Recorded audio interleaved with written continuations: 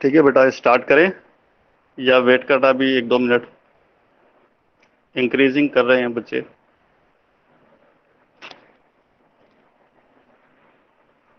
1 minute और wait करते हैं, फिर स्टार्ट करते हैं।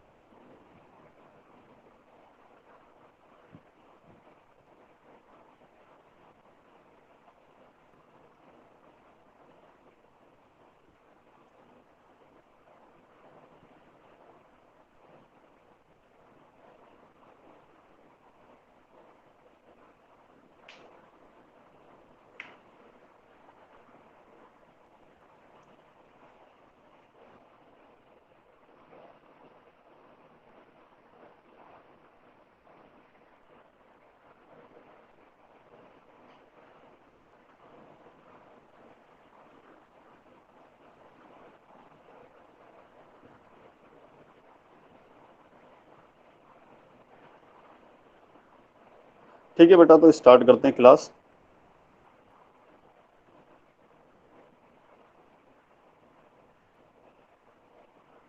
थर्ड सेमेस्टर में बेटा एक सब्जेक्ट है discrete structure and theory of logic. Code है KCS 303। ये हमें इस पर्टिकुलर सेमेस्टर में स्टडी करना है। बेटा बीच बीच में रिप्लाई भी करते रहना, ठीक है? Okay sir. Yes sir. Okay sir. Yes sir. Okay sir. 2-3 लोग भी रिप्लाई करोगे तो चलेगा, ठीक है? कितने ऐसे स्टूडेंट हैं जिन्होंने सही में अपना ग्रुप जो हमने बना हुआ है DSTL थर्ड AG1 करके, जो हमने गूगल क्लासरूम बनाया, किस किस ने विजिट किया है रियली? देखा उसमें कुछ मटेरियल भी है या नहीं है? Yes sir. Yes sir. Yes sir. Sir. किसी ने मेरा वीडियो व्यू यस करके सर। देखा? Yes yes sir. Sir. Video देखे सर। हाँ। कौन? आकाश सिंघल। हाँ बेटा, कौन सा वीडियो देखा तुमने? सर सेट्स तो। सेट्स का क्लियर हुआ? Yes sir.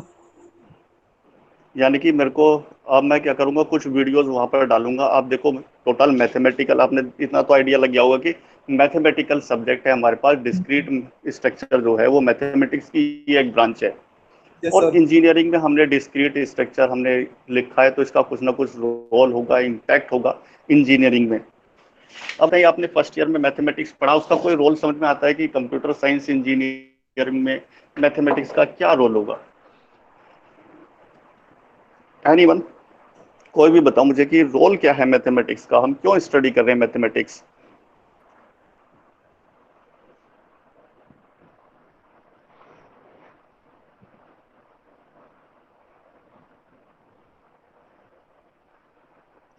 किसी को आइडिया नहीं है? No sir. बताओ बेटा, फिर हम मैथमेटिक्स क्यों स्टडी करते हैं? Sir to do calculations easy. हाँ, to do calculation easily. Good. देखो, सी में प्रोग्राम बनाया होगा तो किसी ना किसी पर्टिकुलर प्रॉब्लम का बनाया होगा, तो उसके लिए आपको किसकी रिक्वायरमेंट है? फॉर्मूले की। जब तक सर। आप कंप्यूटेशन ही नहीं लॉजिक करेंगे, की। लॉजिक्स की। गुड। तो वही हमारा सब्जेक्ट है discrete structure and theory of logic. यानी कि सभी सब्जेक्ट का बेसिक है ये। डिस्क्रीट वर्ड का मतलब है डिस्टिंक्ट। ठीक है, तो हमें क्या करना, जो डिफरेंट टाइप के डेटा स्ट्रक्चर्स हैं हमारे पास, जिनको हमें मैथमेटिकली क्या करना, प्रोसेस करना है, तो उन सबके लिए स्ट्रक्चर्ड डिफाइंड है। वो सारे स्ट्रक्चर डिफरेंट टाइप के हमको पढ़ना, चाहे वो एल्जेब्रिक स्ट्रक्चर हो, चाहे वो ग्रुप हो, मोनोइड हो, लैटिस हो, ऐसे वर्ड हमारे सिलेबस में भी हैं। और दूसरा थ्योरी ऑफ लॉजिक्स, जो हम जितने भी लॉजिक्स होते हैं, चाहे एंड गेट हो, और गेट हो, नॉट गेट हो, ऐसे जितने भी लॉजिक्स हैं, उनके लॉजिक्स के कम्बिनेशन है, हम किस तरीके से मिनिमाइज कर पाए उनको, जिससे हमारा इम्प्लीमेंटेशन में कम से कम हार्डवेयर और कम से कम एफर्ट लगे। यानी कि हर चीज को, हर वर्क को ये इजी बना देता है। ठीक है। एक मैंने सॉफ्टवेयर बनाया, मुझे उसकी टेस्टिंग करनी है कि माई सॉफ्टवेयर इज गुड और नॉट। तो टेस्टिंग जो होती है वो एंडलेस प्रोसेस होती है। तो अब टेस्टिंग के लिए मैं क्या इनपुट इंसर्ट करूं, ये थिंकिंग होती है कि हम किस तरीके से इनपुट इंसर्ट करें। मैंने कहा कि जो भी नंबर होगा आपके पास, मैंने कोई भी ओड नंबर एंटर किया और एक सी का प्रोग्राम है वो आउटपुट प्रिंट कर देता है कि it is a prime number और नॉट। ठीक है। प्रॉब्लम समझ में आ गई कि मैंने एक प्रोग्राम बनाया जिसमें मैं क्या करूंगा, एक ओड इंटीजर एंटर करूंगा और वो आउटपुट में बताएगा this number is a prime number और not a prime number. Prime number तो समझ में आता है। Yes, sir. Yes, Yes, sir. sir. कोई भी बता सकता है डेफिनेशन प्राइम नंबर की।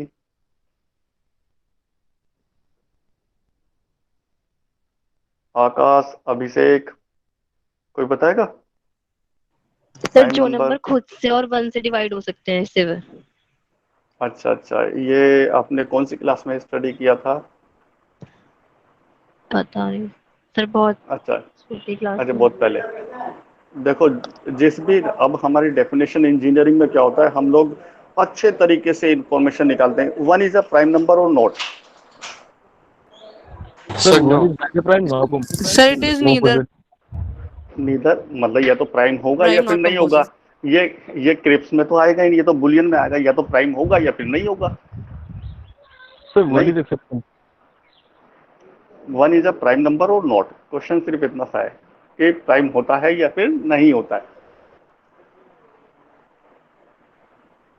वन प्राइम नंबर नहीं होता है, लेकिन आपके डेफिनेशन के अकॉर्डिंग वन जो है वो वन से भी डिवाइड हो जाता है, यानी कि इटसेल्फ से भी, और वन से तो डिवाइड हो ही जाता है।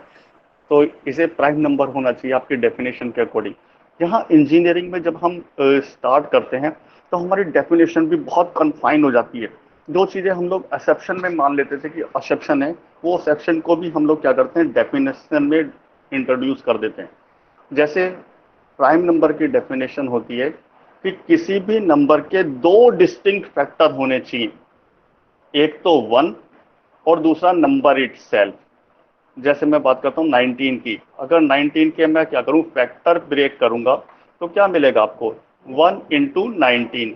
उसके अलावा बाकी किसी नंबर से डिवाइड ही नहीं होता, तो या तो उसका फैक्टर क्या बनेगा आपके पास 1, या फिर क्या बनेगा 19। अगर दो डिस्टिंक्ट फैक्टर किसी भी नंबर के प्रोड्यूस होते हैं तो वो प्राइम नंबर कहलाता है। क्लियर हो गया। Yes, अगर sir. वन का अगर हम फैक्टर करें तो वन के यदि फैक्टर करें तो क्या मिलेगा, 1 × 1। फैक्टर तो हो गए लेकिन इसके दोनों डिस्टिंक्ट नहीं है, केवल सिंगल है। वो वन क्या है, डिस्टिंक्ट तो नहीं, अलग अलग तो नहीं है, वन ही है ना केवल।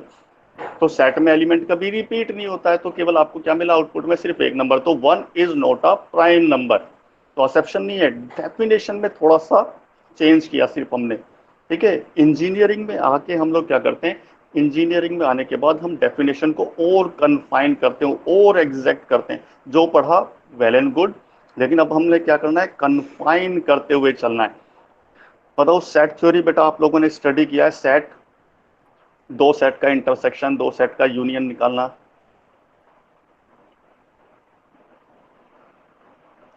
अंकुर, तोमर, हाँ बेटा, कोई भी बताओ, क्या सेट का यूनियन पढ़ा था आपने। Yes, sir. Yes, sir. कौन सी पढ़ा। क्लास में था, सबने पढ़ा होगा, यस क्योंकि सर। हाई स्कूल इंटर तक ही सेट आ जाता है, यूनियन Yes, किया होगा sir. है। गुड। तो देखो डिस्क्रीट जब यस भी सर, बात 11th करें में करा था। हाँ गुड, उसके ऊपर यूनियन भी किया 11th। होगा। क्या क्या किया था आपने, union, intersection, difference, symmetric difference, complement, कुछ ऐसे वर्ड किए थे। Yes sir. Yes sir. Yes, sir. हाँ, देखो बेटा, यस सर। जब भी आप लोगों ने मैथमेटिक्स स्टडी किया होगा, जानते हो सबसे पहली एक्सरसाइज क्या होती है, रिवीजन एक्सरसाइज। जितना पुराना आपने स्टार्ट किया था, स्टडी किया हुआ, उस सबको हम क्या करते हैं, एक बार रिकॉल करते हैं, रिवाइज करते हैं, उसकी थोड़ी सी प्रैक्टिस करते हैं। देन हम फिर उसके बाद अपने नेक्स्ट सेमेस्टर या फिर नेक्स्ट ईयर की पढ़ाई करना स्टार्ट कर देते हैं। तो मैथमेटिक्स के लिए रिवीजन की रिक्वायरमेंट होती है। जो हमारा प्रीवियस डेटा है, जो हमने पहले स्टडी कर चुका है, उसको हमें पहले क्या करना पड़ता है, रिवाइज करना पड़ता है। तो आप कभी भी मैथमेटिक्स का सिलेबस देखेंगे, या मैथमेटिक्स की बुक पिक करेंगे तो आप देखेंगे कि जब भी आपका रियल कंसेप्ट स्टार्ट हुआ उससे पहले कुछ क्या होगा, रिवीजन और बेसिक्स उसने क्या किया होगा, क्लियर करने की कोशिश की होगी, जो आपने पहले से स्टडी किया होगा।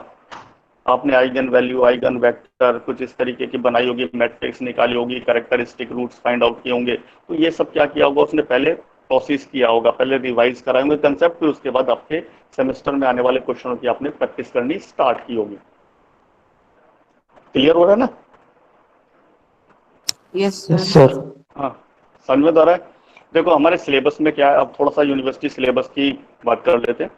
अगर किसी को मेरे इंट्रोडक्शन की रिक्वायरमेंट है तो बताओ, मैं पूरा इंट्रोडक्शन दूं अपना, No, या sir. नाम सर? ठीक है, Sir. नाम नाम ऑलरेडी डिस्प्ले हो रहा होगा, ठीक है। Sir. देखो डिस्क्रीट स्ट्रक्चर थ्योरी में जैसे यूपीटीयू का अपना एकेटीयू का सिलेबस है, उसमें 5 यूनिट्स हैं। फर्स्ट यूनिट में है सेट, रिलेशन, फंक्शन। ये तीनों वर्ड आपने पहले भी स्टडी की। एक वर्ड और है इसमें, मैथमेटिकल इंडक्शन, उसे नेचुरल नंबर करके सिलेबस में लिखा हुआ है। तो हमको सेट स्टडी करना है, रिलेशन स्टडी करना है, फंक्शन स्टडी करना है, और मैथमेटिकल, ठीक है, इंडक्शन पढ़ा है ना, mathematical induction. Yes, P sir. One is true, P Yes, two is sir. True, और पी एन के लिए ट्रू मान लिया तो फिर पी एन प्लस वन के लिए या पी के Yes, प्लस sir. वन के लिए, Yes, sir. हाँ Yes. ऐसे न्यूमेरिकल सॉल्व किए होंगे बेटा। यानी कि ये पूरी यूनिट जो है आपकी किसके ऊपर डिपेंड करती है, रिवीजन एक्सरसाइज। यानी कि जो पहले आपने स्टडी किया है उससे थोड़ा सा आगे बढ़ जाएंगे बस हम, लेकिन पुराना जितना बेसिक्स है वो सब क्या होना चाहिए आपके पास, क्लियर होना चाहिए। मैंने सेट की पूरी तीनों वीडियो बनाई हैं, लगभग 1 आवर की वीडियो है, तो आप उन वीडियो को जरूर व्यू करें। मेरे यूट्यूब चैनल पे है तो आप सब्सक्राइब भी कर सकते हैं। मैं जैसी कोई नई वीडियो बनाऊंगा तो आपको ऑटोमेटिकली नोटिफिकेशन आएगा। शेयर कर सकते हैं अपने क्लासमेट से या किसी और से, लाइक कर सकते हैं अगर अच्छा लगे तो, ठीक है, कंपल्शन कुछ नहीं है, ठीक है। और यूट्यूब पे वीडियो जो बनाई है वो मैंने आप ही के लिए बनाई है कि देखो, अगर मैं यहाँ स्लाइड से कराएंगे, मैथमेटिक्स स्लाइड से नहीं, इसलिए मैंने बोर्ड पे वहाँ पर न्यूमेरिकल भी सॉल्व किए हैं, डेफिनेशन भी बताई है, वॉइस भी आपको बोर्ड भी दिखाई देगा, न्यूमेरिकल भी दिखाई देगा, उसका सॉल्यूशन भी दिखाई देगा, ठीक है। अगर आपने व्यू किया हो तो मैंने नोट्स भी लिखे डाले हैं उसके अंदर, ठीक है। Yes, sir. नोट्स भी हैं, वीडियो भी हैं, पीपीटी भी डाली है मैंने आपके लिए। और मैं जो भी डाउट होगा तो वो हम लोग गूगल मीट में आपस में डिस्कस कर लेंगे। जो भी प्रॉब्लम आप मुझे बताओगे कि सर ऐसी ऐसी प्रॉब्लम है, तो या तो कमेंट पे छोड़ दो, वरना आप मुझे मेल पे अपना क्वेश्चन लिख के ना, आपको या तो फोटो खींच के या फिर टाइप करके आप मुझे भेज दो। मैं उसका वीडियो बना के क्या करूँगा, वहाँ पर आपको वापस रिवर्ट बैक कर दूंगा। या तो ग्रुप में भी छोटा वीडियो बनाएंगे तो ग्रुप में भी शेयर कर सकते हैं, वरना यूट्यूब पे डाल के मैं आपका लिंक शेयर कर दूंगा, ठीक है। मैथमेटिक्स है लेकिन प्रैक्टिस आपको करनी पड़ेगी बेटा। देखो ये नहीं है कि गूगल मीट में आपने ज्वाइन कर लिया, आप उठ के चले गए या फिर वापस चले आए, कोई दिक्कत नहीं है, लेकिन आपको इसके लिए प्रैक्टिस करनी ही पड़ेगी। मैथमेटिक्स ऑलरेडी किसके लिए बना हुआ, प्रैक्टिस का। जब तक प्रैक्टिस करते रहोगे तब तक मैथमेटिक्स के टच में रहोगे और नंबर भी पूरे अच्छे आएंगे। मैथमेटिक्स से और सिंपल लॉजिक होते हैं तो नंबर भी अच्छे आ जाते हैं, लेकिन अच्छे नंबर उन्हीं के आएंगे जो प्रैक्टिस करेगा, ठीक है। तो प्रैक्टिस रेगुलरली करते रहना है। न्यूमेरिकल की रिक्वायरमेंट है तो मैं असाइनमेंट डालता रहूंगा, असाइनमेंट की प्रैक्टिस करें। कोई बुक मिल जाए, इंटरनेट से देखो, थोड़े से और न्यूमेरिकल सॉल्व करो। जितने ज़्यादा न्यूमेरिकल सॉल्व करोगे उतना ही कॉन्फिडेंस आपका बिल्डअप होता रहेगा। आगे चलते हैं। देखो यूनिट 2 में ग्रुप है, एक और यूनिट है आपके डिस्क्रीट में, ठीक है, उसका नाम है ग्रुप। तो हमें सारा कुछ क्या है, ग्रुप की प्रॉपर्टी पढ़नी है, ग्रुप के साथ में क्या क्या प्रॉपर्टी एसोसिएटेड होती हैं। केवल ग्रुप में 5 प्रॉपर्टी है, केवल 5 प्रॉपर्टी आपको स्टडी करनी है। उन्हीं 5 प्रॉपर्टी पर पूरी यूनिट डिपेंड करती है। वो 5 प्रॉपर्टी है, क्लोजर प्रॉपर्टी, एसोसिएटिव प्रॉपर्टी, ठीक है, आइडेंटिटी, इनवर्स और कम्यूटेटिव प्रॉपर्टी। ये 5 प्रॉपर्टी के ऊपर ही पूरी यूनिट डिपेंड है, और ये यूनिट थोड़ी छोटी है in comparison to unit 1। Unit 1 में 4 पार्ट हैं, यानी कि 4 डिफरेंट चैप्टर आपको कंप्लीट करने पड़ेंगे। तो यूनिट 1 जो है वो आपके सिलेबस का ही 33% कंटेन कर जाती है, लगभग 30 से 33% कंटेन कर जाती है। और यूनिट 2 जो है वो केवल आपकी जो कहता है लगभग 12 से 13% ही, 12 से 13% तक ही कवर करता है। यानी कि इम्पोर्टेंट है फर्स्ट यूनिट जो हम लोग बेसिक स्टडी करेंगे, और उसी फर्स्ट यूनिट के बेस पर सेकेंड यूनिट है। थर्ड यूनिट में है 2 चीज़ें हैं, यानी कि 2 चैप्टर हैं आपकी बुक के, एक लैटिस है, दूसरा है बुलियन। ठीक है। बुलियन यानी कि 0 1 वाला, जो आपने एंड गेट और गेट इसकी बात करते। लैटिस जो है वो कुछ रिलेशन पोसेट के ऊपर डिपेंड होता है, पार्शियल ऑर्डर रिलेशन के ऊपर। तो रिलेशन भी हमारे लिए इंपॉर्टेंट है, क्योंकि पूरा का पूरा रिलेशन जो है वो लैटिस के ऊपर आके बेस हो जाता है। जब तक आपको रिलेशन क्लियर नहीं है तो आप लैटिस नहीं समझ सकते। ऐसे ही जब तक आप सेट पूरा कंप्लीट नहीं कर सकते तो तब तक आप ग्रुप नहीं समझ सकते। और बुलियन तो आपका अपना है। बुलियन तो वही एंड गेट, और गेट, नॉट गेट, केवल इन्हीं 3 गेट से हम सारा कुछ बना लेते हो, और थोड़े से यूनिवर्सल गेट यूज कर लेते हैं, नैंड और नॉट। ठीक है। 2 स्पेशल गेट है, एक्सोर और एक्सनोर। इसके अलावा बाकी कोई गेट नहीं है हमारे पास। ठीक है। 3 बेसिक गेट है, एंड, और, नॉट। ठीक है। और 2 स्पेशल गेट है, एक्सोर और एक्सनोर। 2 यूनिवर्सल गेट है, नैंड और नॉट। उसके अलावा पूरी बुक में या पूरी दुनिया की कोई सी भी बुलियन अलजेब्रा आप देखेंगे, या बुलियन सर्किट देखें, या डिजिटल लॉजिक डिजाइन देखें, या दुनिया भरी का सर्किट देखें, इनके अलावा बाकी कोई और लॉजिक गेट है ही नहीं अवेलेबल। और इन्हीं से सब कुछ डिजाइन हो जाता है। आपका पूरा कंप्यूटर भी इसी से बन गया। यानी कि पूरा लॉजिक का जो इम्प्लीमेंटेशन है, ALU जिसे कहते हो, अर्थमेटिकल लॉजिकल यूनिट, वो टोटल का टोटल भी इसी से बन गया है। तो हमें सिर्फ यहाँ पर बेसिक, क्योंकि हमारे डिस्क्रीट में है तो हमको सिर्फ बेसिक बेसिक स्टडी करना है। तो के मैप का यूटिलाइजेशन है। तो छोटी छोटी चीज़ें हैं, कुछ बुलियन फंक्शन स्टडी करने, उनके सर्किट डायग्राम बनाने, सर्किट डायग्राम से लॉजिक एक्सट्रैक्ट करना है, उनकी ट्रुथ टेबल स्टडी करनी है। तो यानी कि स्मॉल पार्ट है। और यूनिट 3 में भी 2 पार्ट में डिवाइडेड है, लेटिस और बुलियन, यानी कि थोड़ा सा टाइम लगेगा। यूनिट 4 की बात करें, प्रोपोजिशन एंड प्रेडिकेट हैं। कुछ सेंटेंस होते हैं जो हमारे लिए डिक्लेरेटिव होते हैं, यानी कि जिन सेंटेंस का आंसर हम लोग क्या कर सकते हैं, यस और नो में दे सकते हैं। ठीक है। तो उन सबको हम लोग कहते हैं डिक्लेरेटिव सेंटेंस। जैसे मैंने आपसे पूछा कि सन में आया बेटा, तो आपने कहा यस। तो इसका मतलब है कि जो भी मैंने क्वेश्चन पूछा उसका आंसर यदि मैं यस और नो में दे पा रहा हूँ, तो वो सेंटेंस आपके लिए क्या कहलाता है, प्रोपोजिशन कहलाता है। तो उन प्रोपोजिशन के लॉजिक है, 2 प्रोपोजिशन का एंड, दो प्रोपोजिशन का और, नोट, निगेशन। तो यहाँ पर थोड़े से नाम चेंज हो जाते हैं। यहाँ कंजक्शन हो जाता है, डिजक्शन हो जाता है, निगेशन हो जाता है। लेकिन वही जो बुलियन में स्टडी किया था वही है यहाँ पर भी, बस सिंबल थोड़े से चेंज हो जाएंगे। पूरा डिस्क्रीट में सिंबल तो आपको क्या करने, याद रखने की किस सिंबल का मीनिंग क्या है। प्रीडिकेट में क्वांटिफायर्स आ जाते हैं, क्वांटिटी में कन्वर्ट कर देते हैं स्टेटमेंट को। कितने स्टूडेंट इस समय ग्रुप में हैं। ठीक है। तो ये क्या होगा, काउंटिंग। तो वो सब काउंटिंग आ जाती है प्रीडिकेट कैलकुलस में। तो वो सब हम स्टडी करेंगे।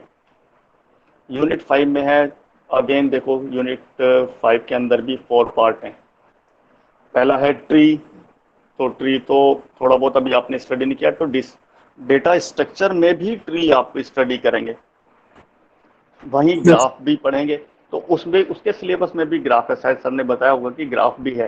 तो वो वहाँ पर भी पढ़ेंगे और हम यहाँ पर भी पढ़ेंगे। यहाँ हम न्यूमेरिकल डेटा के थ्रू पढ़ेंगे और वहाँ पर हम एल्गोरिथम के थ्रू पढ़ेंगे।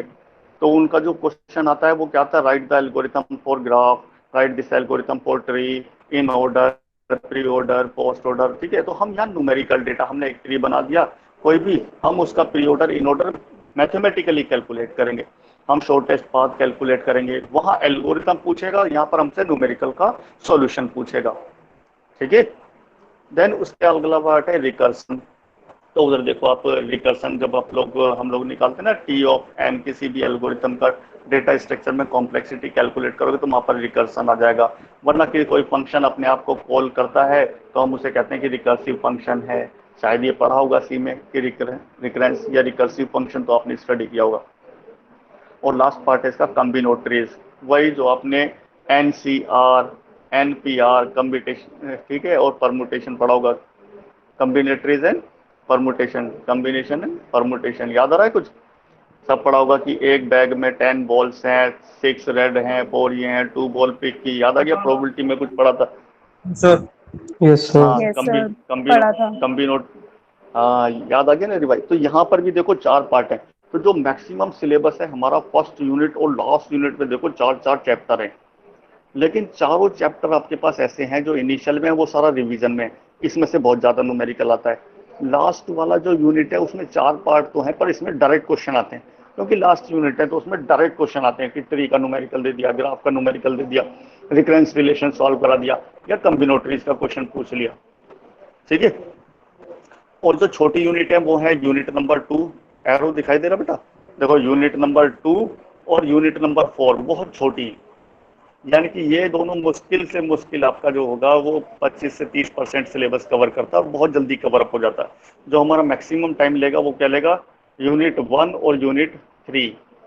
ठीक है, ये दोनों यूनिट हमारे क्या करेंगी, काफ़ी ज़्यादा टाइम लेंगी। बाकी ये आपका बेसिक्स है, तो इसमें काफ़ी सारी चीज़ें डाल दी हैं, यानी कि यूनिट नंबर 5 में। तो इसमें जो रिकरेंस है वो थोड़ा सा टाइम लेगा। बाकी ट्री और ग्राफ आप तब तक स्टडी कर चुके हो उधर डेटा स्ट्रक्चर में भी, और हम थोड़ा सा रिवाइज करा देंगे तो कम्बिनेशन हो जाता है। ठीक है, देखें यूनिवर्सिटी ने क्या सिलेबस दिया। देखो यूनिट 1 में मैंने बताया कि आपको 4 चीज़ें पढ़नी है: सेट थ्योरी, रिलेशन, फंक्शन और नेचुरल नंबर। और जितने लोगों ने भी मेरी वीडियो देखी है तो उसमें आपको सेट थ्योरी का तो पूरा कंप्लीट मिल गया होगा 3 वीडियो में। और जिसने नहीं देखी है वो जाए और देखो, इसी क्लास के अंदर जो आपकी क्लास बनाई है इसी के अंदर तीनों वीडियो के लिंक पड़े हुए हैं। आप थोड़ा सा टाइम निकाल के और देखो, यूट्यूब के ऊपर डालिए तो आप जब डबल क्लिक करेंगे तो ज़रूर नहीं कि आप डाउनलोड करें, डायरेक्ट चलेगी तो आपका डेटा भी कम यूज़ होगा। तो आपको जब भी टाइम मिलता है आप देखें ज़रूर वीडियो को। बाकी सब जो कुछ वीडियो में डिफाइन किया हुआ मैं स्लाइड के थ्रू मैं यहाँ कम्युनिकेट करूँगा। और फिर भी कोई डाउट रह जाता, कोई न्यूमेरिकल है आपका ऐसा है, तो न्यूमेरिकल आप मुझे सेंड कर सकते हो। मैं उसका सॉल्यूशन लिख के, अगर तुम्हें हैंड रिटन समझ में आएगा तो हैंड रिटन से ले लेना, नहीं तो मैं वीडियो बना के भी पोस्ट कर दूंगा। ठीक है, यस सर। कोई डाउट तो नहीं है? Okay sir. No sir. ठीक है, हम लोग को, हाँ बताओ। ठीक ठीक, चलो तो हम लोग यूनिट 1 में हमने देख लिया कि सेट थ्योरी में क्या है, जो सेट का रिप्रेजेंटेशन क्या है, सेट की डिफरेंट डेफिनेशन, सबसेट क्या होता है, प्रॉपर सेट क्या होता है, सिंगलटन सेट क्या होता है, ठीक है, कार्डिनलिटी ऑफ सेट क्या होता है। तो इस तरह सेट के सारे बेसिक्स हैं। और उसके जो लॉज होते हैं, जो हमने कहते हैं ना कि A union B is equal to होता है बी यूनियन ए, ठीक है, इस तरीके की छोटी छोटी प्रॉपर्टी हमें पढ़नी है और किसी न्यूमेरिकल की हेल्प से उनको प्रूव करना है। तो यूनिवर्सिटी में क्वेश्चन कम ही आते हैं, लेकिन जब भी आते हैं तो 2-2 नंबर के क्वेश्चन आते हैं। वो पूछ लेगा what is null set, what is singleton set, ठीक है। तो ऐसे छोटे छोटे यानी कि 2-2 नंबर के क्वेश्चन बहुत सारे आते हैं सेट थ्योरी से। क्लियर हो गया? यानी कि हेलो, हाँ बेटा क्लियर हो गया? Yes, yes sir. सर। यानी कि बेटा हमारे लिए सेट इंपॉर्टेंट है, क्योंकि 2-2 मार्क्स के जो क्वेश्चन आएंगे वो इतने इजी होंगे कि जो हम पता नहीं कितनी बार प्रैक्टिस कर चुके होंगे, हम डायरेक्टली सॉल्व कर पाएंगे। तो यानी कि ये मार्क्स तो श्योर शॉर्ट होंगे आपके, कि जो डायरेक्टली आपको मिल जाएंगे। दूसरा है सेट पे, और बताऊं क्या एक्सप्लेन करूं? फिर तो आगे सेट का सिलेबस भी लिखा हो पूरा। उसके बाद है रिलेशन। रिलेशन क्या होता है? जब दो सेट का हम कार्टेशियन प्रोडक्ट करते हैं। Cartesian ordered pair, Cartesian product तो पढ़ा ना?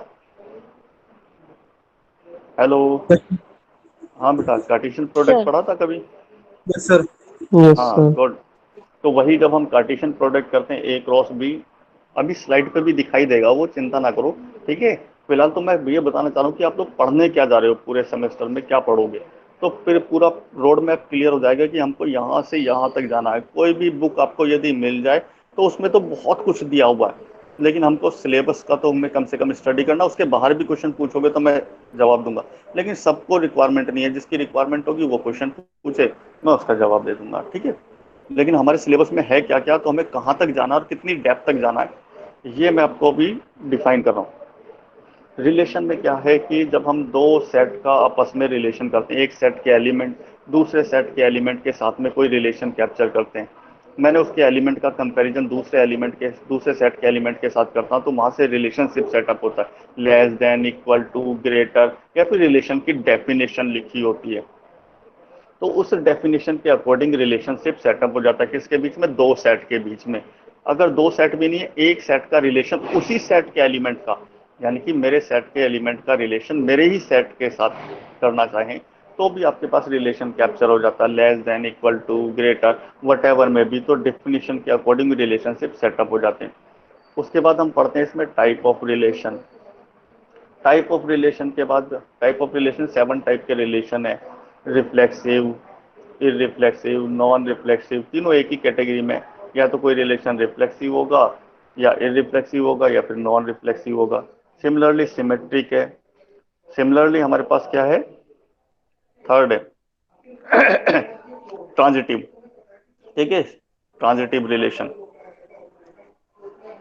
फिर उसके बाद हम लोग स्टडी टाइप ऑफ रिलेशन के बाद हम लोग थोड़ा सा स्टडी करेंगे क्लोजर प्रॉपर्टी ऑफ रिलेशन। जैसे हम क्लोजर प्रॉपर्टी स्टार्ट करते हैं तो तीन टाइप की क्लोजर प्रॉपर्टी है, reflexive closure, symmetric closure, transitive closure. Then उसके बाद अगर हम थोड़ा सा चलें तो इक्वलेंस रिलेशन एक वर्ड आ जाता है, और यही कोई इंपॉर्टेंट वर्ड नोट करके रख लेना बेटा, इक्वलेंस रिलेशन इंपॉर्टेंट है कि हर सेमेस्टर में एक क्वेश्चन 10 नंबर का इक्वलेंस रिलेशन से होता है, और डेफिनेशन बहुत सिंपल है। अगर कोई भी रिलेशन आपका रिफ्लेक्सिव है, सिमेट्रिक है, ट्रांजिटिव है, यानी कि तीन प्रॉपर्टी होल्ड करे, तो वो इक्वलेंस रिलेशन है। सिंपल सा क्वेश्चन दिया होता, हमें ये बताना होता कि ये रिफ्लेक्सिव भी है, ये सिमेट्रिक भी है, ये ट्रांजिटिव भी है, तो वो इक्वलेंस रिलेशन हो जाता है और 10 मार्क्स का क्वेश्चन मिलता है। यानी कि 10 नंबर आपको एकदम मुश्किल से हार्डली 10 लाइनों में आपके 10 मार्क्स कंप्लीट हो जाते हैं। देन उसके बाद जो चैप्टर है उसमें है फंक्शन। तो फंक्शन में टाइप ऑफ फंक्शन है, इनटो है, ऑनटो है, इंजेक्टिव, सर्जेक्टिव, बाइजेक्टिव। शायद कुछ याद भी आ रहा होगा, 1-to-1 मैपिंग पढ़ा होगा, मैनी टू वन मैपिंग कुछ पढ़ा होगा भी फंक्शन में। जैसे फंक्शन में लिख दिया मैंने F X is equal to X square, तो what is the value of F of 1, ठीक है। तो एक्स की जगह हम लोग क्या करते हैं, 1 सब्सिट्यूट कर देते हैं, कैलकुलेट कर लेते हैं। ट्रिग्नोमेट्रिक फंक्शन में यही किया था हमने, जहां सब्सिट्यूशन हुआ था put x is equal to tan inverse. जैसे कोई इनवर्स वाले फंक्शन थे ना, डिफ का डिफरेंशिएशन करते थे, तो हम एक्स इज इक्वल टू क्या करते थे, tan x डाल दिया, tan x डाल के फिर इंटीग्रेशन निकाल दिया, डिफरेंशिएशन निकाल दिया, देन उसकी जगह फिर दोबारा सब्सिट्यूट कर देते हैं। याद आ रहा है ना, क्वेश्चन थे ना ऐसे, Yes, sir. Yes, है Yes, ना। sir. sir. हाँ, तो वही Yes, होता है बेटा sir. फंक्शन, वही फंक्शन है। फिर हमें F of F, F of G, कुछ याद आ रहा है, ऐसे ही हमें कुछ करना है। फिर नेचुरल नंबर में बताया था मैंने, मैथमेटिकल इंडक्शन है।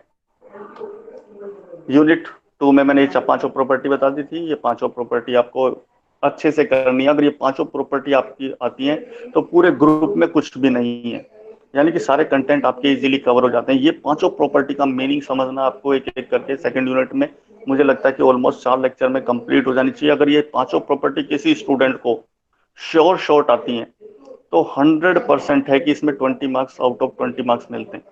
ये सबसे पासिंग एरिया होता है, क्योंकि छोटी यूनिट है और क्वेश्चन इसमें से 2 आते हैं 10-10 नंबर के, यानी कि 20 नंबर की ये यूनिट है टोटल में से। तो इसमें से हमेशा क्वेश्चन की वैरायटी नहीं बनती है, हमेशा इसमें ये पांचों प्रॉपर्टी आपको प्रूव करनी होगी। मैं 2 या 3 न्यूमेरिकल सॉल्व करके दिखाऊंगा, आप कोई भी न्यूमेरिकल सॉल्व कर पाएंगे इसमें, अगर आपको इन पांचों प्रॉपर्टी को ढंग से फोकस कर लिया, ढंग से स्टडी कर लिया। अगर पांचों प्रॉपर्टी आपको क्लियर है तो ग्रुप में कुछ भी नहीं है, ठीक है। Yes, sir. ठीक है बेटा, पांचों प्रॉपर्टी को ढंग से समझना है, एक एक प्रॉपर्टी पर थोड़ा फोकस करना है, फिर पूरे ग्रुप में कुछ भी नहीं रहेगा। यूनिट Okay, में मैंने sir. बताया था लैटिस और, ठीक, लैटिस और बुलियन लॉजिक है, वही proposition logic and predicate calculation 2 part में एक्सप्लेन कर दिया था। बाकी ये चारों पार्ट मैंने बता दिए, 4 पार्ट हैं। यूनिट 1 में ये यूनिवर्सिटी का सिलेबस है जो कि AKTU की साइट पे पड़ा हुआ है, तो मैंने उसी को कॉपी पेस्ट किया, nothing else extra. Set theory में introduction, combination of set, multi set, order set, proof of some general identities, तो ये आपका सिलेबस है। तो बस देख लीजिए एक बार कि क्या क्या है। मैथमेटिकल इंडक्शन लिखा हुआ ना, देखो ये लिखा हुआ mathematical induction, variant induction, proof of by contradiction, ये फर्स्ट यूनिट का सिलेबस है जो हम पढ़ने जा रहे हैं। एल्जेब्रिक स्ट्रक्चर कहते हैं यूनिट 2 को, एल्जेब्रिक स्ट्रक्चर। इसमें साइक्लिक ग्रुप, तो ग्रुप है तो सब ग्रुप भी है, ठीक है, ऑर्डर भी है, साइक्लिक ग्रुप भी है, ये सब उसके पॉइंट्स हैं। एक थ्योरम भी पढ़नी पड़ेगी, लैग्रेंज थ्योरम, ठीक है, परमुटेशन, साइमेट्रिक ग्रुप, ये सब हमारे पास है। तो इसी के ऊपर बन जाता है रिंग एंड फील्ड। यूनिट 2 में ये सब है। यूनिट 3 में लैटिस है, तो डेफिनेशन है, प्रॉपर्टी ऑफ लैटिस है, bounded, complete, modular, complete lattice. Boolean में देखो इंट्रोडक्शन है और कुछ थ्योरम्स हैं बुलियन अलजेब्रा की, और उनके एक्सप्रेशन के हमें क्या करना है, मैनिपुलेशन करना है, सिंप्लीफिकेशन करना है। के मैप से सॉल्व कर सकते हैं, लॉजिक गेट से सॉल्व कर सकते हैं, डिजिटल सर्किट बना सकते हैं। ठीक है, सिंपल सिलेबस है, बहुत सिंपल सिलेबस है, लेकिन लॉजिकल है। अगर आपने एक लाइन में लॉजिक में गड़बड़ कर दी तो फिर यानी कि पूरा क्वेश्चन गलत हो जाता है। फॉर्म में वही प्रोपोजिशनल लॉजिक, तो वही ट्रूथ टेबल, वही बुलियन में भी देखो, बुलियन में भी ट्रूथ टेबल ही आएंगी और यहाँ पर भी ट्रूथ टेबल ही आएंगी। बिल्कुल वही है टोटोलॉजी, यानी कि ऑल ट्रू। यदि किसी भी एक्सप्रेशन का सारा ट्रू मिल जाए तो वो टोटोलॉजी कहलाती है, अगर सारे फॉल्स मिल जाए तो कंट्राडिक्शन कहलाता है, और नहीं कुछ ट्रू है और कुछ फॉल्स हैं तो कंटीजेंसी हो जाती है। तो इन्हीं 3 वर्ड पे फोकस होना है। तो ये छोटी सी यूनिट है, बहुत छोटी, मैंने बताया था ना यूनिट 4 और यूनिट 2 थोड़ी सी स्मॉल है, इसमें ज्यादा काम नहीं। क्वांटिफायर्स बताया था, क्वांटिटी हम काउंट करते हैं, केवल उसका सिंबॉलिक रिप्रेजेंटेशन है, किसी भी स्टेटमेंट का सिंबॉलिक रिप्रेजेंटेशन करना। तो इजी यूनिट है आपके पास, यहाँ से भी 20 मार्क्स आप इजीली गेन कर सकते हो। यहाँ जब भी न्यूमेरिकल पूछा जाता है तो आपके पास क्या आता है, इसमें इस क्वेश्चन में 5 स्टेटमेंट होंगे। 5 स्टेटमेंट को आपको क्या करना होगा, इन्हें सिंबॉलिक फॉर्म में कन्वर्ट करना होगा, या सिंबॉलिक फॉर्म में लिखा हुआ उन्हें लैंग्वेज में कन्वर्ट करना होगा। जैसे मैंने कहा देखो सेट ऑफ वोविल्स, तो ये तो मेरा स्टेटमेंट में हो गया सेट ऑफ वोविल्स, लेकिन आप क्या लिखोगे, S is equal to set का बनाओगे तो वोविल्स कौन से होते हैं, A E I O U, 5 element लिखे, ब्रैकेट को क्या कर दोगे, बंद कर दोगे। तो ये क्या है, सिंबॉलिक रिप्रेजेंटेशन है। बस सिंपल सा ऐसा कि आपको सेट दिया होगा तो लैंग्वेज पूछ लेगा, लैंग्वेज दिया तो सेट पूछ लेगा। क्लियर हो गया? यानी Yes, कि sir. इजी यूनिट है, आपको स्कोरिंग की यूनिट है ये, 4th यूनिट। वही 5th यूनिट में वही ट्री में सिर्फ आपके पास बाइनरी ट्री है, उस ट्री का ट्रेवर्सल है, बाइनरी सर्च ट्री, किसी एक एलिमेंट को सर्च करना। ग्राफ में है तो डिफरेंट टाइप के ग्राफ की डेफिनेशन है, तो 2-2 नंबर के क्वेश्चन बहुत आते हैं इसमें, 2-2 नंबर के, 2.5-2.5 नंबर के। इसलिए बता रहा हूँ कि स्मॉल क्वेश्चन बहुत आते हैं इसमें, जो बड़ी यूनिट है उनमें स्मॉल क्वेश्चन आते हैं, तो आपको फोकस करना है, स्मॉल क्वेश्चन का आंसर जो है बिल्कुल एग्जैक्टली देना है। तो इसमें 4 चीजें तो ऐसा दिखाई देता है, वैसे तो ग्राफ थ्योरी अपने आप में एक सब्जेक्ट है, एमएससी मैथमेटिक्स में एक पूरा ग्राफ थ्योरी करके ही पूरी एक बुक होती है। हमको उतना नहीं पढ़ना, सिर्फ हमको क्या करना है, बेसिक टर्मिनोलॉजी है, डेफिनेशंस हैं बेसिक, कि आपके पास वेटेड ग्राफ क्या होता है, डायरेक्टेड ग्राफ क्या होता है, अनडायरेक्टेड ग्राफ क्या होता है। तो इस तरीके की स्मॉल स्मॉल चीजें हमको क्या करनी है, डेफिनेशन पढ़नी है, और 1-2 एल्गोरिथम हमारे पास किसकी है, यूलर की और हैमिल्टनियन पाथ कैलकुलेट करना, ग्राफ को कलर करना। रिकरेंस रिलेशन है, जनरेटिंग फंक्शन, तो 2 टॉपिक यहाँ पर हैं, एक कॉम्बिनेटोरी से वही वाले क्वेश्चन है, और पिजन होल प्रिंसिपल हमें स्टडी करना। ठीक है, अब हम स्टार्ट करते हैं चैप्टर 1 सेट थ्योरी। इससे पहले अभी तक सिलेबस में किसी को कोई डाउट है तो पूछ लो बेटा।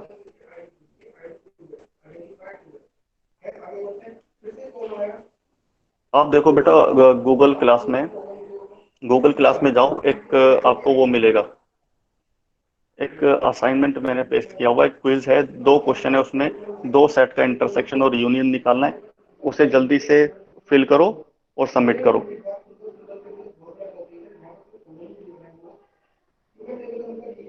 ठीक है बेटा, hello, Yes, sir.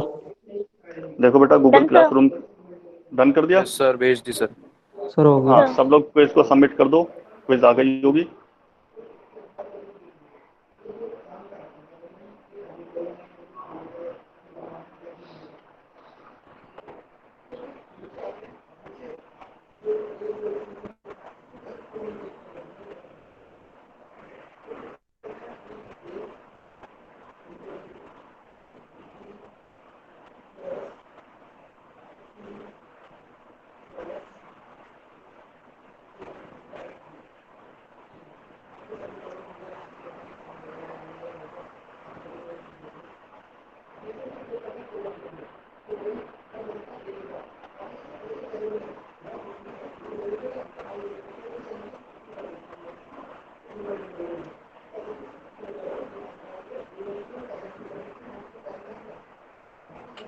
Sir quiz open नहीं हो रहा।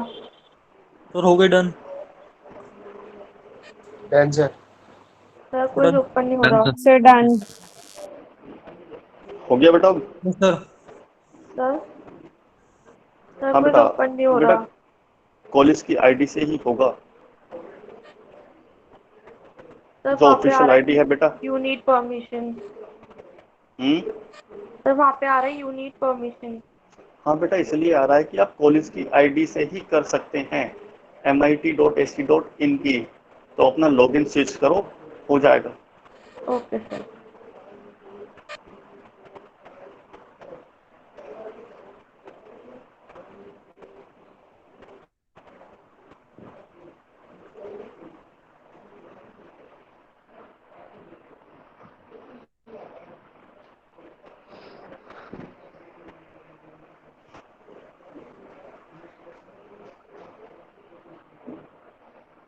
जब तक क्विज कर रहे हैं बच्चे, जिनका हो गया है वो मुझसे क्वेश्चन पूछ सकता है, कोई डाउट है किसी का तो।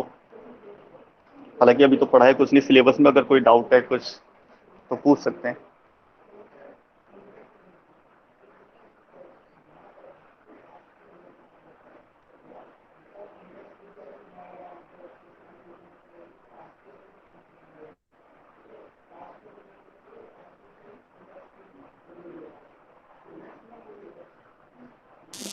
Excuse me sir. हाँ बेटा बताओ। सर जैसे हमने यूनिट 1 जो है सेट रिलेशन फंक्शंस, ये हमने क्लास 11th में ऑलरेडी कर रखा है, तो ये हम्म। सारा वैसे ही है या फिर कुछ चेंजेस, मतलब थोड़ा मॉडिफाई होकर आएगा इस वाले उसमें डीएसटीएल देखो में? बेटा, जब हाँ बेटा, जब हमने अभी एक छोटा सा वो लिया था, प्राइम नंबर की डेफिनेशन आप लोगों ने जो मुझे बताई, ठीक है, उस हाँ प्राइम जी नंबर सर। की डेफिनेशन में मैंने स्मॉल करेक्शन किया। देखा, एक थिन यस लाइन सर। की, जो हम लोग कह रहे थे कि वन क्या होना चाहिए आपके अकॉर्डिंग, वो प्राइम होना चाहिए, जबकि वन हमने पढ़ा है कि वन प्राइम नंबर नहीं होता। टाइम नहीं तो है, राइट सर। वहां तो हमने ये कह के छोड़ दिया था कि एक्सेप्शन है, one is exception. Yes sir. लेकिन बेटा वन एक्सेप्शन नहीं होता, वो भी डेफिनेशन में इंक्लूड होना चाहिए। तो हम अब एग्जैक्ट डेफिनेशन पढ़ेंगे। जो देखो, तब तक जो पढ़ाया गया हमको इंजीनियरिंग के लिए, हमें तो जनरल पढ़ाया गया। तो जनरल में तो ये होता है, जब कंप्यूटर बताए जाते हैं तो ये बताया जाता है मॉनिटर है, और जानते हो वो बीच में जो बॉक्स रखा होता है ना, उसको हम लोग क्या बताते हैं, क्या बताते हैं, क्या बताया आपको, बताओ किताब में क्या बताया था आपको? अगर इंटर तक आपने कंप्यूटर पढ़ा हो तो मॉनिटर, जो आपका जो सामने स्क्रीन रखी है उसे मॉनिटर कहा होगा उन्होंने। जो बीच में डब्बा यस सा सर। रखा होगा उसको उन्होंने सीपीयू कहा होगा, कहा होगा यस ना? Sir. Yes sir. Yes sir. क्या क्या बेटा, वो सीपीयू वही होता है? No no sir. No, sir. sir. No sir. बेटा वो होता है कैबिनेट। सीपीयू होता है प्रोसेसर, उसके अंदर एक छोटा सा लगा होता है, एक स्क्वायर होता है, लगभग black two by chip two होती है, इंच यस सर। हाँ, 2 बाई 2 इंच के करीब का होता है, सिर्फ इतना छोटा सा होता है प्रोसेसर, उसी को सीपीयू कहते हैं। यस लेकिन सर। बेटा, जब हम जनरल पढ़ाते हैं तो यानी कि जो हम शुरू में पढ़ के आए वो जनरल पढ़ के आए। तो अब हम जनरल नहीं, अब हमें टेक्नोलॉजी के हिसाब से अब हमें क्या करना, कन्फाइंड डेफिनेशन चाहिए। ठीक है, तो ये डिफरेंस है बस दोनों में। Okay sir, thank you sir. ठीक है, बाकी न्यूमेरिकल को सॉल्व करने की टेक्निक वही है, लेकिन कुछ नए क्वेश्चन भी जनरेट होंगे। Okay sir. हो गया बेटा, सबका क्विज हो गया? आप फिर दोबारा से रिज्यूम कर लो। आ जाओ, हम स्टार्ट करते हैं सेट थ्योरी। सेट क्या है आपके पास? Collection of objects. ये सब आपने पढ़ा है कि कलेक्शन ऑफ ऑब्जेक्ट्स। यहां पर मैं बोलता हूं इसे कि वेल डिफाइंड, ठीक है, वेल डिफाइंड अनऑर्डर्ड, यानी कि order of element does not matter, यानी कि ऑर्डर यानी कि आगे लिखो या पीछे लिखो, उससे कोई फर्क नहीं पड़ेगा। लेकिन जितने भी सेट के अंदर एलिमेंट होंगे वो सब क्या होंगे, डिस्क्रीट होंगे और डिस्टिंक्ट होंगे। ठीक है, डिस्टिंक्ट यानी कि सब अलग अलग होंगे, और वो सारे के सारे एक पर्टिकुलर सेट में आए हैं। तो यानी कि वो कम से कम एटलीस्ट, ये जो वेल डिफाइंड वर्ड है इसका मतलब है कि वो सारे जो एलिमेंट है ना सेट के, वो सब किसी एक पर्टिकुलर प्रॉपर्टी को फॉलो करते होंगे, तभी वो इस पर्टिकुलर सेट में है। जैसे मैं कहूँ कि इस क्लास में वो सारे स्टूडेंट जिनकी परसेंटेज 90 के ऊपर होगी, तो 4 स्टूडेंट या 6 स्टूडेंट क्या हो जाएंगे, एक अलग हो जाएंगे, तो वो उस सेट की बाउंड्री में हो जाएंगे। तो वो उस पर्टिकुलर सेट में है क्यों, क्योंकि सभी की परसेंटेज 90 से ऊपर है। तो वो जो एक प्रॉपर्टी है, जैसे मैंने मैंने कहा सेट ऑफ वोवेल्स, तो अल्फाबेट तो 26 होते हैं, लेकिन उस सेट में क्या कम आएगा, ए, ई, आई, ओ, यू। ठीक है, तो सिर्फ 5 ही अल्फाबेट कंटेन होंगे। वो जो ए से लेके जेड तक का सेट है उसको हम कहते हैं यूनिवर्सल सेट, जहां से हमने एलिमेंट को पिक किया। और सेट हमने बनाया क्या है, इंटेंशन प्रॉपर्टी हमारी जो वेल डिफाइंड है, यानी कि हमारी प्रॉपर्टी क्या, हम कलेक्शन करना चाहते हैं किसका, वोवेल्स का। ठीक है, तो हम इन्हें ऐसे भी लिख सकते हैं, देखो ए, ई, आई, ओ, यू, ये तो हमने याद कर रखा कि सीक्वेंस है। अगर मैं लिखूं ए, यू, आई, ओ, ई तो भी चलेगा। ठीक है, एलिमेंट क्या है, पांचों ही है, लेकिन अलग अलग पोजीशन पे लिख दिया, तो हमने क्या कह दिया कि अनऑर्डर्ड, यानी कि order element does not matter. तो जनरली अगर हम सीक्वेंस से लिखें तो हमको रिकॉल इजीली हो जाता है, इंटरप्रेट इजीली हो जाता है कि कौन सा हमने छोड़ दिया है, कौन सा हमने एलिमेंट कवर नहीं किया है। सिर्फ हमारी मिस्टेक ना हो, तो इसलिए हम लोग क्या करते हैं, ऑर्डर्ड में लिखते हैं। अदरवाइज सेट में क्या हो सकता है, अनऑर्डर्ड भी चल जाता है। क्लियर हो गया? ये डेफिनेशन आपने स्टडी की होगी, तो थोड़ा सा हम लोग, मुझे लगता है कि आपने यूनियन और इंटरसेक्शन कैलकुलेट कर भी दिया होगा। उसमें 2 क्विज में 2 ही क्वेश्चन थे, एक यूनियन का और एक इंटरसेक्शन का, तो वो सभी को आता होगा ऑलमोस्ट, इसलिए मैंने पहले ही डाल दिया था। तो जैसे हमारे पास सेट क्या है, देखो लिखा A इज इक्वल टू 1, 1, 2, 3। तो इससे भी कोई फर्क नहीं पड़ रहा, इसमें सेट में 3 ही एलिमेंट है, इसको हम लोग क्या कह सकते हैं, 1, 2, 3। बात मीनिंग क्या है, सेम है, A हो या B हो, दोनों एक ही बात है। ठीक है, क्लियर हो गया बेटा? Yes sir. ये जो ए Yes, में sir. लिखा ना 1, 1, तो एलिमेंट हम रिपीट नहीं करते, इसका मतलब भी इसमें 3 ही एलिमेंट हैं, 1, 2 एंड 3। यहाँ पर भी 2 ही एलिमेंट है, तो दोनों इक्वल ही होंगे, ए और बी। अगर सी में लिखा हुआ 2, 1, 3, तो भी एक ही सेट की बात कर रहे हैं हम लोग, यानी तीनों सेट ये क्या है, इक्वल सेट ही हैं, तीनों में 3 ही पार्टिसिपेंट हैं। These 3 sets are same set. ठीक है, यस सर। देखो ये एक सिंबल है जो हमने स्मॉल एप्सिलॉन जैसा दिखाई दे रहा है। ठीक है, एप्सिलॉन लिखा ना हमने, इधर लिखा स्मॉल ए। स्मॉल ए का मतलब है एलिमेंट, ये किसी एक सेट का एलिमेंट है। मैंने लिखा small a belongs to capital A. Set का रिप्रेजेंटेशन हम लोग कैपिटल से करते हैं और उसके एलिमेंट का रिप्रेजेंटेशन हम स्मॉल ए से करते हैं। तो इसका मतलब है A is an element of A. और इससे पहले आपने बुक में पढ़ा होगा A is a member of A. Member of A यानी कि सेट का अंदर आता है ए। ठीक है, अगर मैंने इसके ऊपर एक क्रॉस लगा दिया तो इसका मतलब है A is not an element of A. ये सिंबल हैं जो हम लोग बार बार यूज करने वाले, पूरे डिस्क्रीट में सिंबल हैं और सिंबल के मीनिंग आपको क्लियर होने चाहिए। इसका मतलब होता है बिलोंग्स टू, इसका मतलब होता है नॉट बिलोंग्स टू। ठीक है, A belongs to A not belongs to A. जैसे मैंने लिखा ए is equal to A1, A2 से लेके AN तक, यानी कि ए सेट के अंदर क्या है, A1 से लेके AN तक के सारे एलिमेंट कंटेन करता है। ठीक है, दूसरा मैटर कोई नहीं फर्क पड़ता कि रिपीटेशन अकर्स हो रहा है तो भी कोई दिक्कत नहीं। सेट इक्वालिटी की बात करते हैं। जैसे मेरे पास 2 सेट हैं 9, 2, 7, -3। यहाँ लिखा है 7, 9, -3 और 2। क्या ये दोनों सेट इक्वल हैं? तो हम एलिमेंट का कंपैरिजन एलिमेंट से करेंगे। देखो इसमें भी 4 ही पार्टिसिपेंट है और इसमें भी 4 ही पार्टिसिपेंट है और चारों की वैल्यू क्या है, बिल्कुल सेम। तो दोनों सेट क्या है आपके पास, इक्वल है।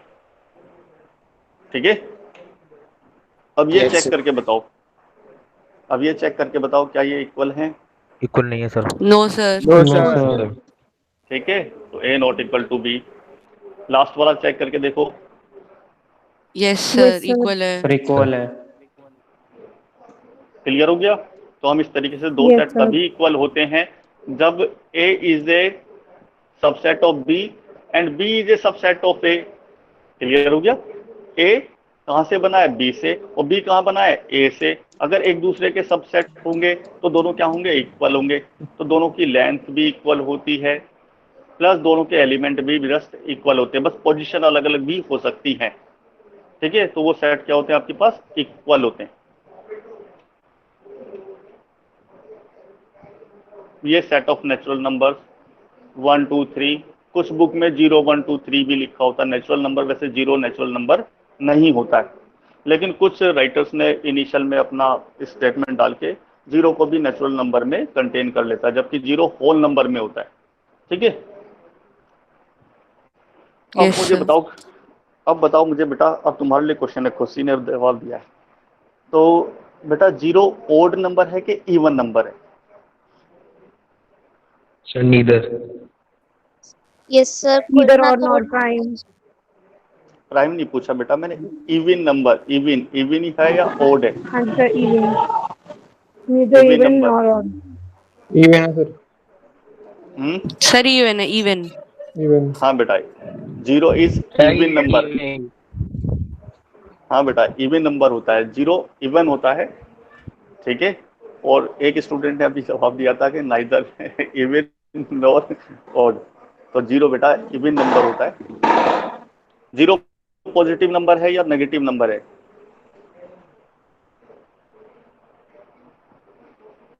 नेक्स्ट क्वेश्चन क्लियर हुआ? जीरो पॉजिटिव नंबर है या नेगेटिव नंबर है? Neither. नीदर, यानी कि न्यूट्रल सर नंबर होता नीदर. है। ठीक है, गुड। अब जीरो अगर आपके पास न्यूट्रल नंबर है, लेकिन अगर हम सी की बात करें, जो हमने लेटर सी पढ़ी है या सी लैंग्वेज पढ़ी है, उस सी लैंग्वेज में जीरो क्या है, पॉजिटिव और negative? Positive. Positive. Positive. Positive. Clear हो गया? जब हम लोग क्या करते हैं, जब हम लोग डिस्क्रीट अलजेब्रा पढ़ते हैं, डिस्क्रीट स्ट्रक्चर स्टडी करते हैं, तो हम वहां पर पढ़ते हुए आए हैं आज तक मैथमेटिक्स में, जीरो ना तो पॉजिटिव होता है ना ही नेगेटिव होता है। Zero is a neutral number. But जब हम कंप्यूटर से प्रोसेसिंग करते हैं तो उसे ये जीरो क्या चाहिए, दो में से एक पार्ट पे चाहिए, या तो उसे पॉजिटिव में इंक्लूड करो या फिर उसे नेगेटिव में इंक्लूड करो। तो हमने जीरो को किस में इंक्लूड कर लिया, पॉजिटिव में। तो आप देखो पॉजिटिव की रेंज कहां से कहां तक होती है, जीरो से लेके, ठीक है, जीरो से स्टार्ट होती है, 2 की पावर n-1 तक जाती है, यानी कि एक कम। वहीं नेगेटिव में कहा जाती है -1 से लेके -2 की पावर n तक जाती है। देखा हो ना, 32,767 कुछ ऐसे कहा होगा, 32,767 तक Yes, sir. पॉजिटिव में गई होगी और नेगेटिव में एक एक्स्ट्रा गई होगी। ठीक है, इसलिए कि हम लोग जो बिट्स हैं उनको हम क्या नहीं कर सकते, जीरो को हमने पॉजिटिव में इंक्लूड कर दिया, तो जीरो भी एक वैल्यू कंज्यूम कर लेती है। वहीं नेगेटिव में ऐसा नहीं है, नेगेटिव में -1 से कहाँ तक जाती है, 68 तक जाती है, 32,678 तक। देखो ये सेट ऑफ इंटीजर है, तो हम जेड रिप्रेजेंटेशन करें या फिर आई रिप्रेजेंटेशन करें तो भी एक ही बात है, कैपिटल आई भी लिखेंगे। ये कुछ स्टैंडर्ड्स हैं हमारे पास सेट, जो नेचुरल नंबर के सेट है। तो बुक में कभी एग्जाम्पल के हिसाब से आपको कैपिटल एन में लिखा मिले तो समझ जाना कि नेचुरल नंबर है, डब्ल्यू लिखा मिले तो मतलब उसका मतलब बाय डिफॉल्ट है कि होल नंबर है, अदरवाइज तो वो लिख के भी देगा कि N represent to natural number. ठीक है, इंटीजर के लिए वो जेड भी यूज कर सकता है, तो कुछ बुक में कैपिटल आई भी यूज किया। नोट भी करते रहना बेटा, दो चार चीजें नोट भी करते रहना। तो जेड भी यूज कर सकता है और आई भी यूज कर सकता है। अगर मैं यहां पर इसके ऊपर क्या करूं, मैं यहां पर पावर में क्या कर दूं, जेड के ऊपर प्लस लगा दूं, तो इसका मतलब होता है पॉजिटिव इंटीजर। अगर इसके ऊपर नेगेटिव लगा दूं ना यहां पर इस पोजीशन पर, तो इसका मतलब होता है जेड नेगेटिव का मतलब होता है नेगेटिव इंटीजर। अगर केवल जेड लिखा हुआ तो पॉजिटिव नेगेटिव दोनों कंटेन हो जाते हैं। क्लियर हो गया? Yes, sir. गुड। बताते रहना बेटा, क्योंकि देखो मैथमेटिक्स से इसे स्लाइड्स पे इतना अच्छे से नहीं कर सकते, तो इसलिए क्या है, मैं आप रिप्लाई करते रहोगे कि हाँ समझ में आ गया, तो फिर आप इसकी प्रैक्टिस कर सकते हैं। पॉजिटिव इंटीजर देखो मैंने वही बताया, जेड प्लस। ठीक है, real number R, real number क्या, जैसे 47.3। ठीक है, ये सब क्या है आपके पास, real number. Rational number, rational तो पढ़ा है ना, P/Q। ठीक है, ये सब रेशनल नंबर। इरेशनल नंबर जैसे √5। ठीक है, अब बात करते हैं नल सेट की। नल सेट उसे कहते हैं जिसमें कोई भी एलिमेंट ना हो, उसे हम लोग क्या कहते हैं, नल सेट। एक ऐसा सेट जिसमें एक भी एलिमेंट ना हो, इसे हम लोग 5 से भी रिप्रेजेंट कर देते हैं। या तो हम लोग 5 से रिप्रेजेंट करेंगे, या फिर हम क्या करेंगे, ओपन ब्रैकेट और क्लोज ब्रैकेट अगर लिख दिया तो इसका मतलब है एम्प्टी सेट या फिर नल सेट। ठीक है, ये सिंबल आपको जहां भी मिल जाए, यानी कि ये सिंबल किस चीज का है आपके पास, नल सेट का। अगर मैंने लिखा a = क्या लिख दिया मैंने यहाँ पर 5, तो कौन बताएगा ये क्या है? Null element है सर। नल सेट नहीं है सर। हाँ, नल सेट नहीं है। This is the set which have one element which is null. उस एलिमेंट का नाम नल है, लेकिन सेट का अगर मैं मोड करूं तो इसमें क्या है, एक एलिमेंट प्रेजेंट है। ठीक है,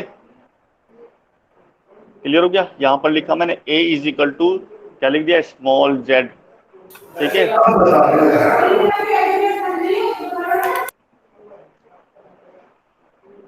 कोई बात नहीं, पीछे से आवाज आ रही थी। चलो देखो मैंने यहाँ पर भी लिख दिया। मैंने एक और नया एग्जाम्पल लिखा कि a = BC और CXD, यानी कि ये भी एक सेट है, ये दूसरा सेट है, और बाहर जो ए है वो क्या है, सेट्स का भी सेट्स है, कुछ सेट मिलके आपस में क्या बना रहे हैं, सेट बना रहे हैं। यानी कि इसमें क्या आ गया आपके पास, एक सेट तो ये है बी और सी वाला, एक सेट ये है सी एक्स और डी वाला।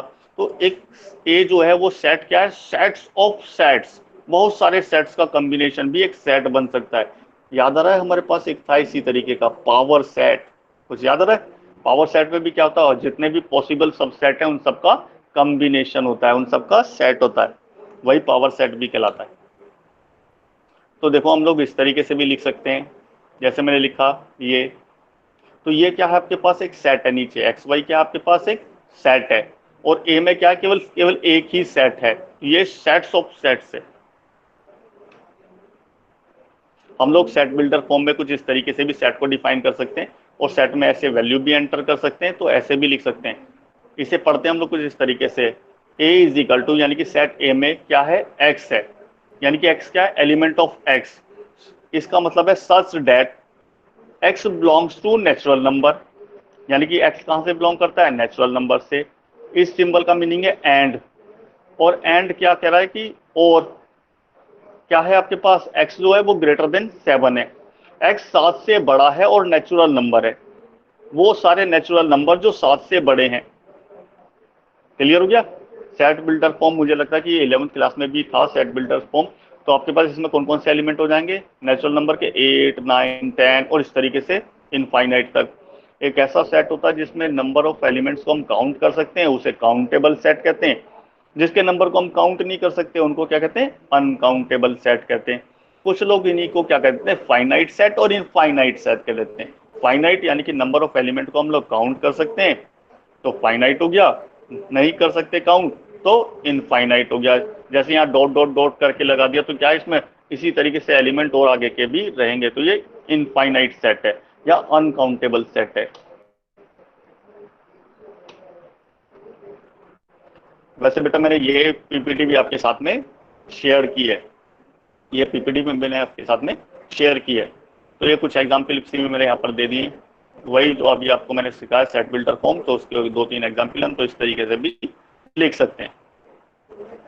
ठीक है, बाकी सब सेट और आगे की चीजें हम लोग नेक्स्ट लेक्चर में स्टडी करेंगे। आई थिंक आपका फ्राइडे में है और 11:30 से 12:30 है लेक्चर। ठीक है बेटा, यहाँ तक किसी का कोई डाउट हो तो पूछो।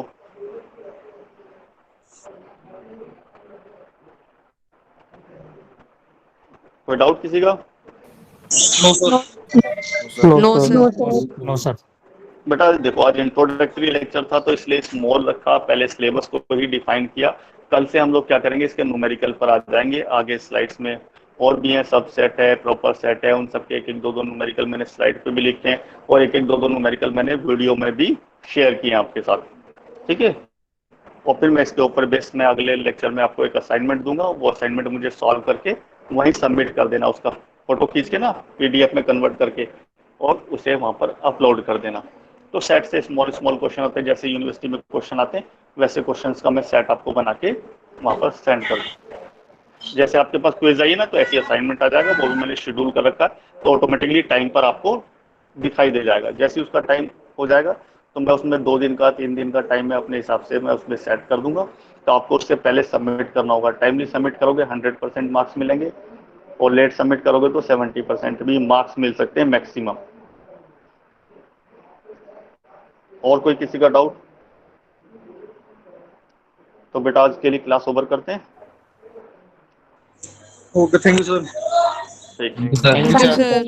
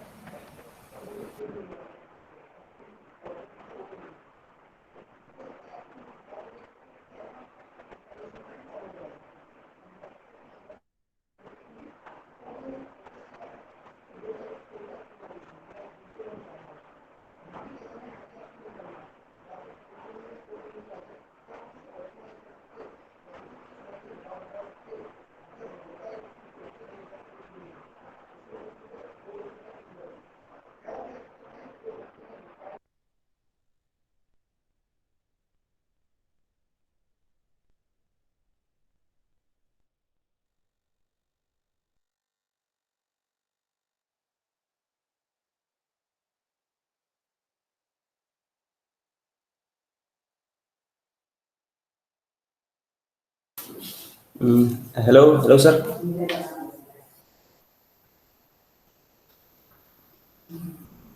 हेलो।